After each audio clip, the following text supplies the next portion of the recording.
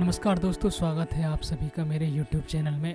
दोस्तों, आज की वीडियो में हम आपको रतन टाटा जी की एक ऐसी कहानी के बारे में बताएंगे जिसे सुनकर आपका भी सीना गदगद हो जाएगा। जब रतन टाटा साहब ने फोर्ड कंपनी को सिखाया था ऐसा सबक कि सारे हिंदुस्तान का सिर गर्व से ऊंचा हो गया। रतन टाटा वो नाम, वो व्यक्ति जो सही मायनों में भारत का असल रत्न रहा, अब वो हमारे बीच नहीं है। 86 साल की उम्र में उनका निधन हुआ तो सारे देश ने उन्हें नम आंखों से श्रद्धांजलि दी और सारा देश उनके सम्मान में सिर झुकाए हुए खड़ा है और कह रहा है, रतन टाटा साहब आप जैसा कोई नहीं। रतन टाटा जी एक परोपकारी व्यक्ति थे जिन्होंने मानवता की भावना के साथ कारोबार किया और यही वजह है कि एक ऐसा वक्त जब देश में विचारधाराएं बटी हुई हैं, एक ऐसा वक्त जब लोग एक बिजनेसमैन को सक्की नजर से देखते हैं, लूटमार करने वाला समझते हैं, तब टाटा साहब को लेकर हर किसी के दिल में सम्मान है। लेकिन दोस्तों, हम आपको किस्सा सुनाएंगे फोर्ड कंपनी के चेयरमैन ने जब रतन टाटा जी का अपमान किया। दरअसल दोस्तों, 90 के दशक में टाटा साहब ने एक गाड़ी लॉन्च की थी, इंडिगो। जब गाड़ी की सेल उम्मीदों के मुताबिक नहीं हो पाई थी,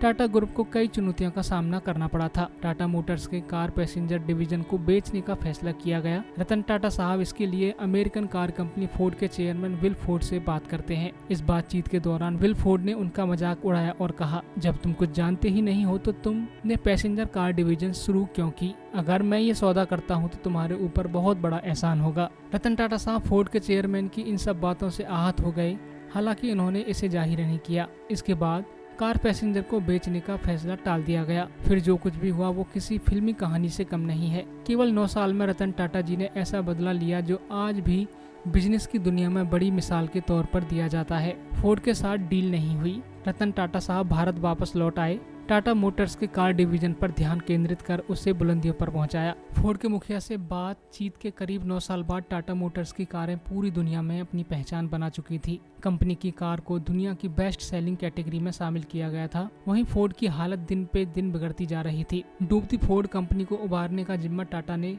और 9 साल पहले हुए अपमान का बदला लिया। दरअसल फोर्ड कंपनी चुनौतियों से जूझ रही थी। उसे उबारने के लिए उसके लोकप्रिय ब्रांड जैगुआर और लैंड रोवर को खरीदने का ऑफर टाटा साहब को मिला। लेकिन इस बार टाटा साहब ने अमेरिका जाने का प्लान नहीं किया, बल्कि फोर्ड कंपनी के उस चेयरमैन को जिसने उनका मजाक उड़ाया था कि तुम इंडियंस बिना जाने बिजनेस शुरू कर देते हो, उसे इंडिया बुलाया और फिर यहाँ पर डील की बातें हुई। फोर्ड चेयरमैन के सुर बदले और टाटा साहब की तारीफ की। अपने अपमान की टाटा साहब ने बिना कुछ कहे ऐसी स्थिति पैदा की जिसके बाद फोर्ड चेयरमैन को अपना सुर बदलना पड़ा।